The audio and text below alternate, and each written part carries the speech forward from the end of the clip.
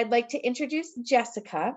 She's taught for the last 9 years and is in her second year at Kasson-Mantorville schools. Last year, she taught Project Lead the Way for grades 1 through 4. And this year, she's the distance learning teacher for 3rd and 4th grade students, I believe.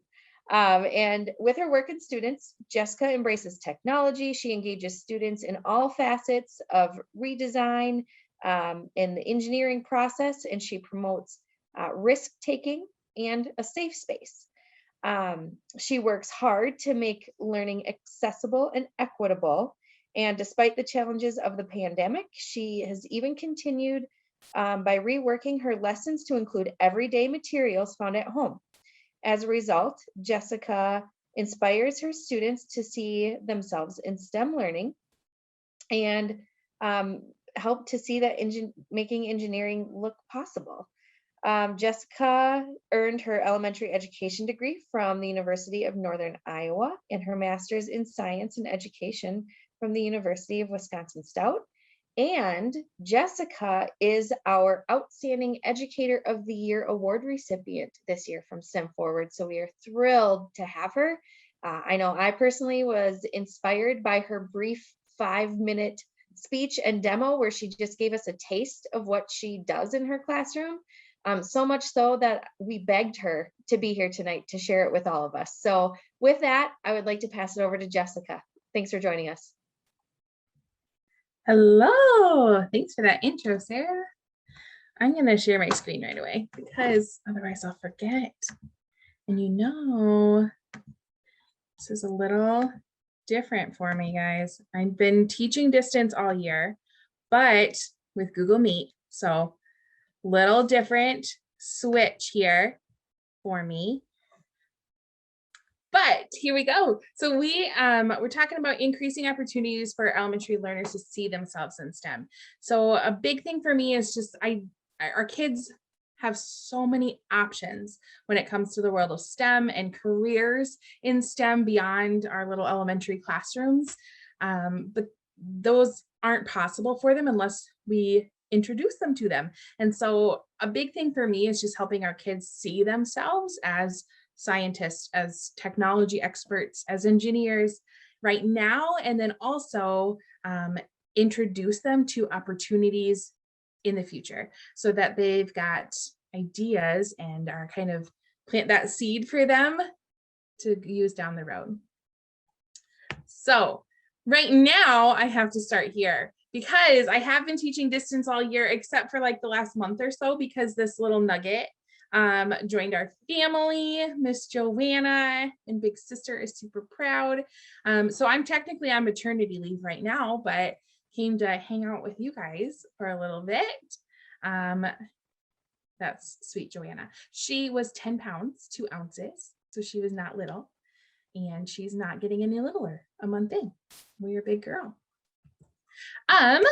So tonight, my kind of plan to go over with you, just talking about right now, how do we introduce opportunities for students to be STEM experts right now? How do we give them opportunities to envision options to create the future? And then just a couple of my favorite resources for you that are like quick, easy ones to keep some ideas fresh. This quote stuck out to me. Closing the STEM gap isn't up to the students alone, it's up to us to change our behaviors, our strategies, and our systems so that the classes and careers reflect the diversity in our communities. We know that in the elementary classroom, oftentimes students are all engaged in our STEM experiences because they're all in that class. But as we get into older grades and into college, those STEM classes start to look differently and they're not looking like our actual communities. So giving those opportunities to introduce for kids to see themselves in STEM is a big deal. So some examples of right now. This was one that I shared, like Sarah mentioned, in a quick little spiel back in January. One example of giving my kids a chance to see themselves in STEM right now is they got to be engineers for our playground. We're building a new playground right now, and we're in the midst of it. And our students, these were my first graders, they got to practice some engineering skills that have a real world application. So this was only like the second week of school, second or third week of school. They worked collaboratively in teams, in groups, to design a playground model. So we talked about blueprints, we talked about safety, we talked about what would be fun for kids, elements of design, all of those pieces as they put together their little proposals for what our playground could look like. Then we had an opportunity, the picture here, they're with Mrs. Wright, our principal, had an opportunity to practice their communication skills and present that information, present their ideas to her. She took great notes and then actually came back and shared with them the real models, the 3D models from the actual architects of the playground, and let the kids see that end of it and have input and give feedback on what those models were looking like. So it really was a short-term project that has long-term implications for the kids. They're still seeing that playground come into fruition because it's a long process as we pay for parts of it at a time. So they're still seeing it. They're now third graders and are still in conversation about that project. Even though they're not actually, they're building it, they had a conversation on the beginning end of it and now got a chance to see themselves as engineers, as designing this great space. Another example, these are some right now are just some examples of how I'm giving my kids opportunities to see themselves as scientists and engineers. One example for me came as an opportunity from COVID, as we were all at home, giving opportunities for them to explore STEM in their immediate worlds at home. And so we called it STEM at Home, and it was videos that I shared with the students each day of something they could try with the things around their house. And sometimes it was as simple as go build a house or something for your toys to play in. Or can you find a shadow today? Can you find a sign of spring? Things like that, that we're just practicing some observation skills. To this one, we use some peeps from Easter. So I'll share that one with you. Hey, comments. I'm guessing some of you might have some of these little peeps hanging around from Easter last weekend. If you've got these in your house, I want you to try something with them. If I put my little peep guy in the water, notice that he floats. If you've got any peeps, or if you don't have peeps, you could try regular marshmallows. Can you make yours sink? That's your challenge today. It's a little bit of a science touching on engineering. So the end there, I would try to give them the vocabulary and the words that this is a science experiment, or this is an engineering opportunity. Today we are practicing our technology and coding skills. I tried to give them that vocabulary and that explicit example of what you are working on right now. You are being a scientist today. You are being an engineer as you try this project.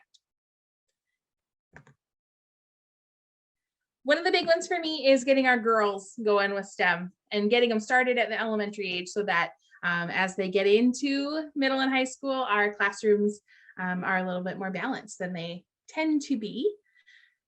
This little quote is from, the article is actually linked there, and I'm going to give you, actually, hold on a second, guys. I'm going to put the link right now in the chat. Maybe I'm going to stop sharing for a second. There we go.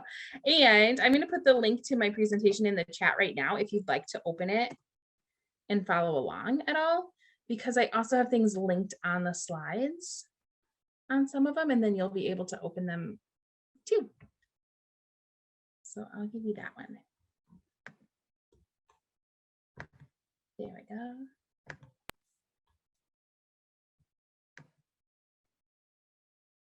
Great. The link there that this little quote came from was a study done by Microsoft, actually, on specifically on the gender representation in STEM. So this one talked about girls who participate in STEM clubs and activities outside of school are more likely to say they will pursue those subjects later in their education. the kinds of experiments and experiences that they are exposed to can provide insight into how we can enhance STEM instruction more. So one of my favorite things that I found that helps really introduce and excite girls, specifically in STEM, is Girls Who Code. And it is set up as an after-school program. It can be an after-school program. It can also be like during a lunch and recess type quick club. It can be something that's run by a community ed. It can be teacher-led. It can be parent-led. It has all the options. The little video button right here gives a kind of a quick intro into it. Workplace skills and focuses on tackling real. Let's start over. Always wanted to help girls in my community, but didn't know where to start. That's when I learned about Girls Who Code's free clubs program, and I wanted to join the movement. Girls Who Code alumni are majoring in computer science and related fields at 15 times the national average. And the clubs program teaches more than just code. Club participation builds confidence and bravery, helps develop 21st century workplace skills, and focuses on tackling real-world problems in your community. It's easy to get started. Let's do it. Clubs are free programs for 3rd to 5th and 6th to 12th grade girls. They can be hosted in schools, universities, libraries, community centers, or nonprofits. And you don't need any coding experience to lead one. Facilitators can be teachers, librarians, parents, or volunteers. You just have to be at least 18. Many facilitators have no technical experience and learn to code alongside their club members with Girls Who Code's comprehensive resources and support. You'll receive CS skills, have access to logistics support like sample agendas, lesson plan guides, and connect with your community. Now, because of the clubs program, I'm empowering girls in my community to learn to code and change the world. Join the Girls Who Code movement and make an impact by starting a club today.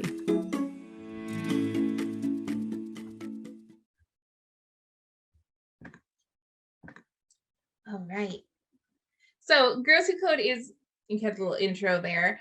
These were some of my first girls that were with me in Girls Who Code. And one of the fun things is that it also has a great literacy component. There's a couple different books now that they've put out. The first one was the Friendship Code, and then Team BFF Race to the Finish. So they're fun for my 3rd through 5th graders. The books, then they have guides that go along with each book. And so even if you aren't starting an actual after school club type setting with it, I would sign up for it or go on there, check out their website. And their website is actually linked here. The girl's picture is a link to the website. But there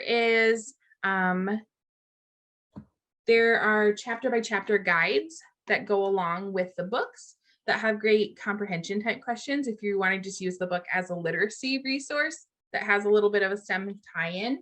It also has guides, step-by-step guides to teach the girls coding. They use Scratch at the lower ages. So definitely something to check out. They do have, when we started ours, they were giving out free copies of the book. So they've also, it's a nonprofit. There also are some opportunities there that they have reimbursed shirts or that type of thing. I didn't see that this year with everybody in a weird teaching model, but that was definitely something that's when we started it that was available. So it's something to check out that definitely promotes for our girls in coding and STEM. And Jessica, we have a question in the chat that asks if the club is for the whole year or how that works. Yeah, you can set it up however you'd like. So we did, let me think. I want to say we did 6 weeks after school. Ours was a shorter little block. So we did a 6-week stint. So we didn't do the whole book. I picked a few chapters out of it and we focused on specific little projects that went with it. It can run as a full year long type scenario. And then if you do it that way, the content is set up so that the girls tackle a problem in their community using coding and technology. So some of the examples from the high school age clubs are so cool, where they've created full apps of how to find resources in their community or that type of thing.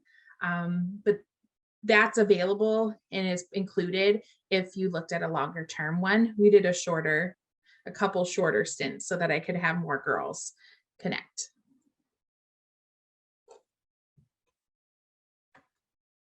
Yeah. All right. Then here's some, we're going to talk about opportunities to give our kids looking to the future, to give them models to look to. One of them is definitely with our diverse literature, giving our kids examples of themselves in books, but also other people, definitely. So children's literature is a great one. I kind of pulled some of my stash over here. There are lots of lists of books. So I tried to put a picture here that kind of showed the spine so you can see some of the titles that I really enjoy using. But I linked that picture here again to, this was one that I really liked because she has, I'm going too fast on my sliding. Here we go. She has them kind of split into topics, which is kind of nice. And then on each one, I went too far. She has a little bit of a summary with them, which I liked, versus some that are just book list. But there are books here that would be great. Some of the books that I've added to our collection at school started with a Donors Choose project that was actually really quickly funded and gave me quite a few books to start building up a more diverse library in our classroom to expand the choices that I had for students. What I liked about these books, some of them, Jabari, if you haven't read any of the Jabari, there's a couple of them now. He's so cool. And in these, it's not overtly STEM, right? Like he's on a diving board and he's scared to jump off the high one and he overcomes that fear. But we used it as an introduction to sometimes things are hard and challenges seem really daunting. And how do we get past that? And how do we still try it and get that first attempt in? So there's some of those that are not really STEM specific, but then some of my other favorites, I love One Plastic Bag, which is actually great for Earth Day coming up, that give examples of, in this one, the women using the plastic bags and recycling them into other things so that they cleaned up their community. Some of these are great to get an idea that starts a new STEM project in your classroom, especially if I'm using them in a space where I'm teaching STEM all day, right? I'm teaching 1st through 4th grade PLTW, Project Lead the Way, STEM all day long. So my classroom space is devoted to that. In a general ed classroom, if I'm trying to teach everything and want more STEM embedded with it, books are the way I do that, or way I've done that before I was teaching just STEM. And so on these, we get some great literature, but then we can tie in some problem solving and engineering and thinking, really good thinking skills with it. Same with Boy Who Harnessed the Wind. You can get some cool, this is another one that would be good for Earth Day coming up here. And engineering pieces tied into it that also have fabulous examples of diverse characters built in. This piece also stands out for me, getting our kids connected to people, not just in books, which is super important, but connecting them with real people and introducing them to people in our community, people virtually, because when they know someone in a profession, they are more likely to feel empowered when they engage in our activities, and are more likely to think about that potential career path down the road if they've been introduced to someone who's already doing it. So we've been working on building in more authentic connections for our students. So looking at community members, guest speakers, this year looking at more virtual opportunities, we've done a virtual interview with a dairy farmer. Discover Dairy is a great option there that assigns a calf to your classroom. You adopt a calf and you get updates about their life, which ties in really nicely with some of our new first grade standards and animal adaptations and life cycles. That's a good one. But also bringing in members of our community. So in this one, she's sitting right in the front, so it's almost hard to find her in the sea of first graders. But in this one, we had one of our veterinarians in the community come in, and she shared about animal adaptations with my first graders and brought it closer to home for them. So talked about our domestic animals and the adaptations that they have and that where they came from and how they're useful to them now. But bringing in people from our community give our kids a connection. They see people in these careers and how they connect to what we're talking about in the classroom. And now when they take their own dog in, they've got a personal connection built there and ready to expand on as they get older. The other thing for me is just making it the norm, just continually exposing our kids to STEM role models and ideas in our classroom, throughout our school, and making it that a representative normal for students. That we don't just have like posters of these fantastic women scientists up during March for Women's History Month. We don't just have examples of Black scientists and engineers up during Black History Month. We switch it up. We keep it up all year so that it is just the normal, that the kids can see themselves and see other people in these roles all the time. And these again are linked. So there are some great posters from Hour of Code, which is in December, which is a great chance to get our coding practice in. But the posters that are available to print or purchase, I would just print it, but you can print or purchase them, have people that the kids know talking about why technology and coding matter. There are also these posters are linked as well. There's a variety of them here that are STEM role model posters. I've seen others shared recently as well that are different styles. But I wanted to share a couple of those options with you where it's easy to get them, that just bring in visuals for our kids all the time. And some other just resources, because I don't do anything alone. And I bet you don't either. And we don't have to, because there's ideas and there's people and there's support everywhere we look. And so I want to share a couple of the resources that I favor the most. So I do some things on Twitter, but I love Instagram because I like the pictures and I like how easy it is to see what they're doing or the videos of what their kids are doing. So Instagram is where I spend most of my time for professional development virtually. And these are a couple. These are linked to, I want to go here. These are linked right to their Instagram pages for you. So if you are an Instagrammer, then you can go right to them here. So this one, Christine, is phenomenal. Like you can just scope her stuff and just be like in awe of everything she does. And like here, she did a whole bunch of, they were doing habitats and they used green screens to have the kids in their habitats talking. They were so cute. But one of the things I love about her is that if we go to her link in her profile, to any of these, actually I'll go here first. Because of COVID starting, really, they've started these at-home STEAM challenges all year long. Every week they've posted one, and they have them available for free that they're just freely sharing. So they've been really fun to just share out as an option for our kids or as an idea for something they might try at home. They are editable as well. So I'll do this bone bridge that was around Halloween. They'll save it into your Google Slides.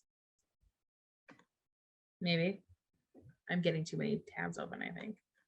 They're all over.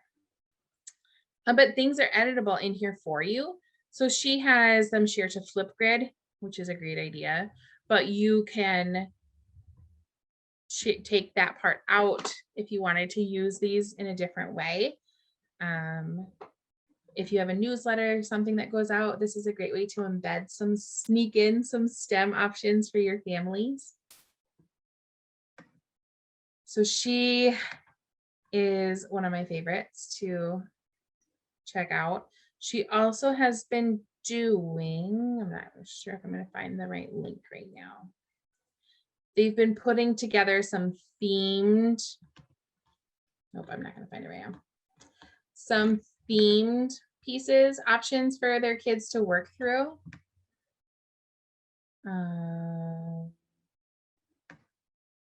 Nope.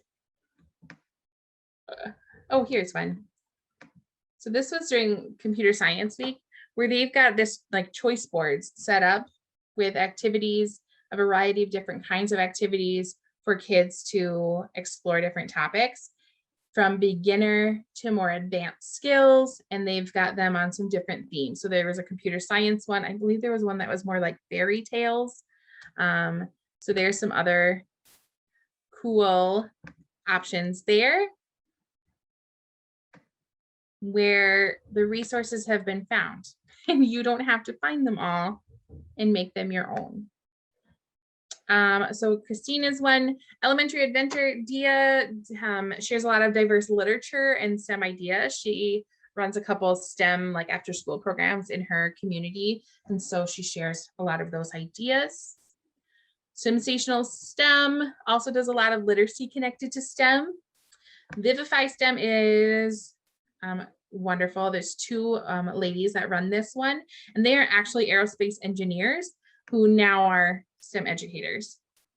And so some of their ideas, there's a lot of great science pieces that come with their ideas just from their aerospace background.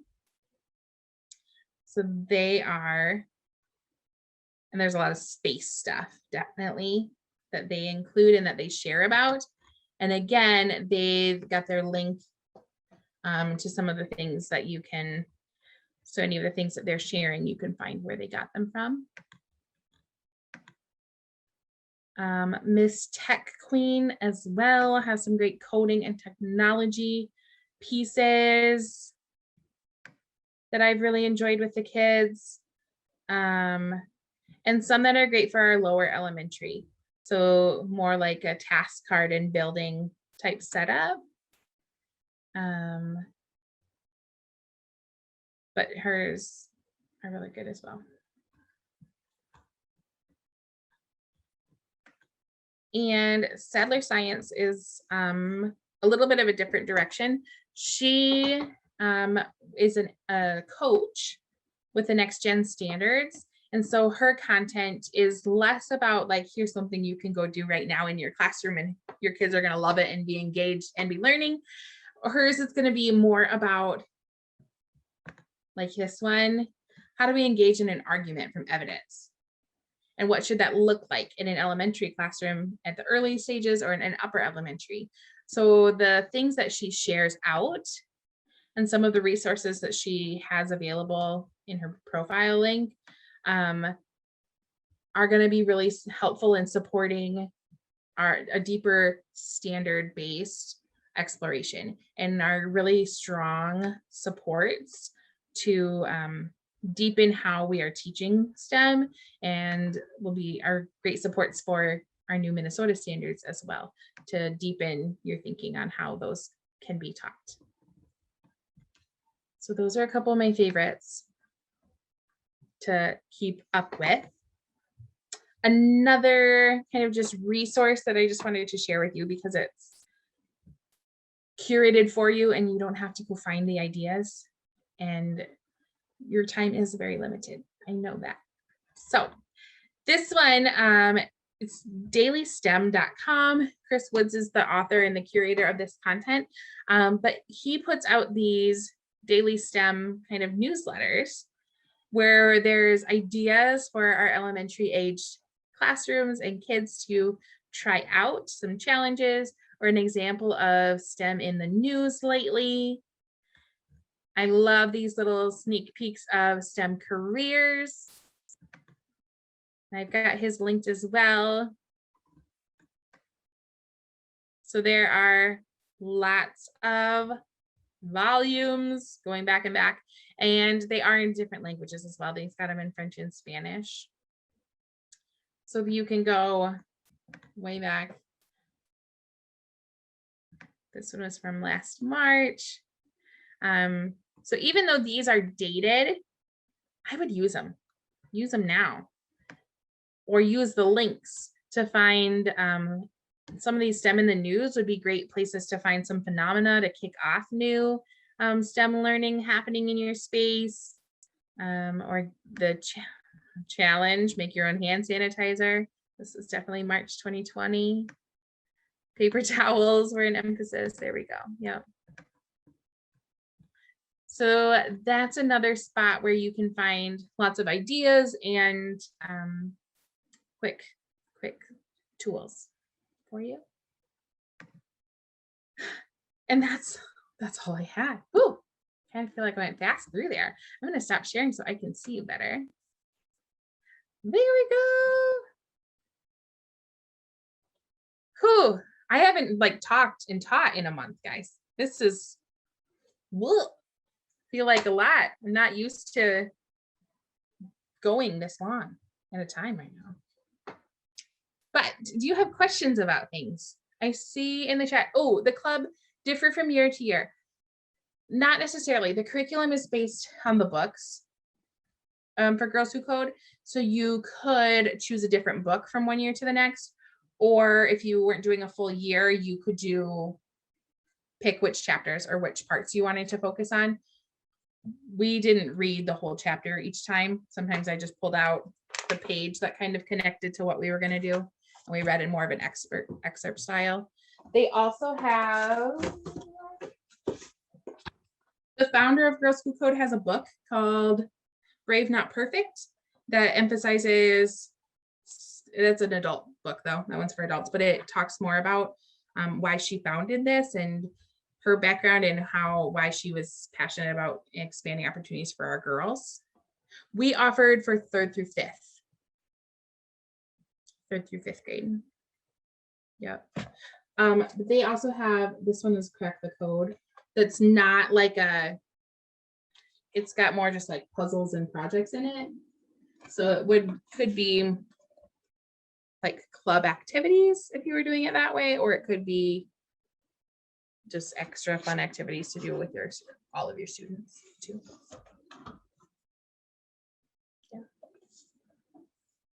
Yeah. Okay. Definitely. Who are some other experts that you bring in? I've done that with a couple and sometimes that's a little over their head. So I'm just curious what other options are out there. Yeah. We were working on a couple other ones last spring before COVID joined our family everywhere.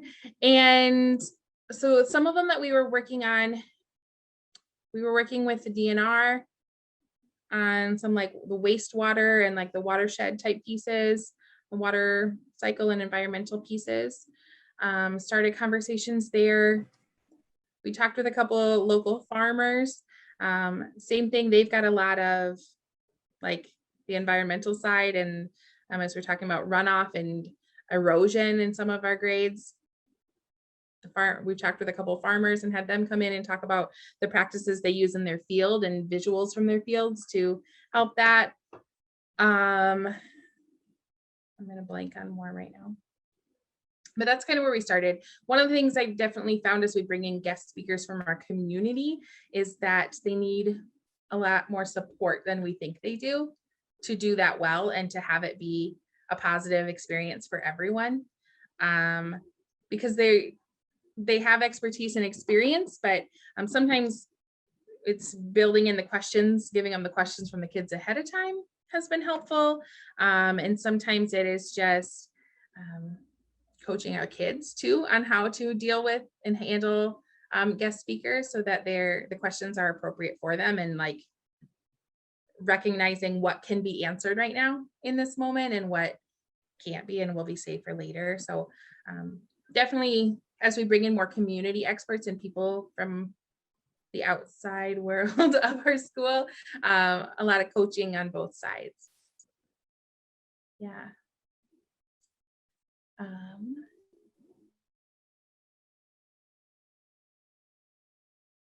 School vision. Yes, Samantha, I'd love to meet up before the end of the year. Awesome. Thank you very much. Yeah, I was excited to listen to you, and it's super awesome that you guys already have a program going at your school. Did you start the program, or was there one in place when you joined? Yep, it was in place already when I joined, and we do use ours as a special. So it's one of their art, music, PE, they come see me. And we use Project Lead the Way as our basis for that special time, which is really strong. And they have updated their modules now. So Project Lead the Way is better aligned with the new Minnesota standards. They've been very conscious of matching up so that Project Lead the Way modules in their time with me, I can hit every Minnesota standard in science now, in addition to what they're getting in the classroom from their all-day teacher. So that's pretty cool. But it also, they give me lots of room. Project Lead the Way is a strong base, and then I can play beyond that and expand. Awesome. Yeah. Maybe we can set a time through email. Yeah, that'd be perfect. All right. Thanks, Jessica. Yeah. And Lauren was asking, did we also open one for boys? We did not this round when we started it. We started with girls, just the girls, partially because when we were starting it, they were offering a little bit of like grant money to do it. So we started it with just the girls and then used that money though to buy, we bought some, not the mice. We bought the mice, the little mice coders from like Learning. I'm gonna blank on the company. Not Bebots, they're the little mice. They're blue mice, and you push the buttons on them to code though. We used the grant money to do that and purchase those, which then we used with boys as well. I used them in my classroom.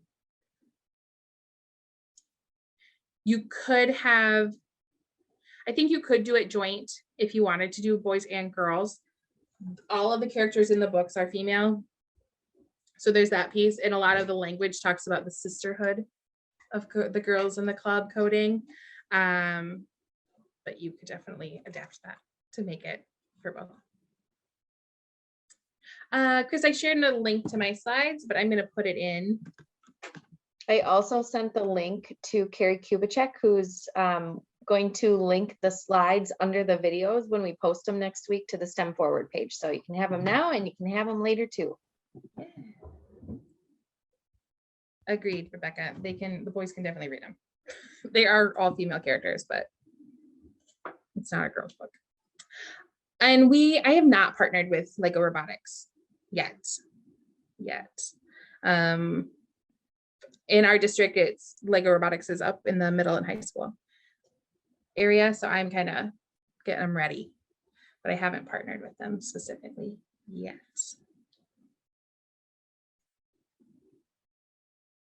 Yeah. Awesome. Well, my email is there as well in the slides, so you're welcome to email me anytime. Oh, fun. I would say yes, Rebecca. You're welcome. You can ask me more info later if you want. How it would work. Well, this has been fantastic, Jessica. Thank you so much. And Thanks.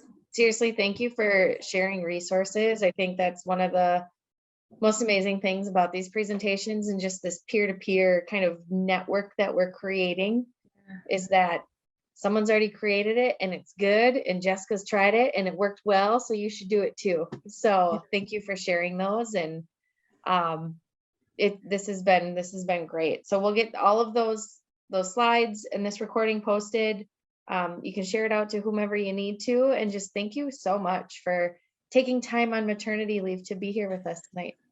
Thanks. It was a fun little switch Yeah. of my role for the day. Right.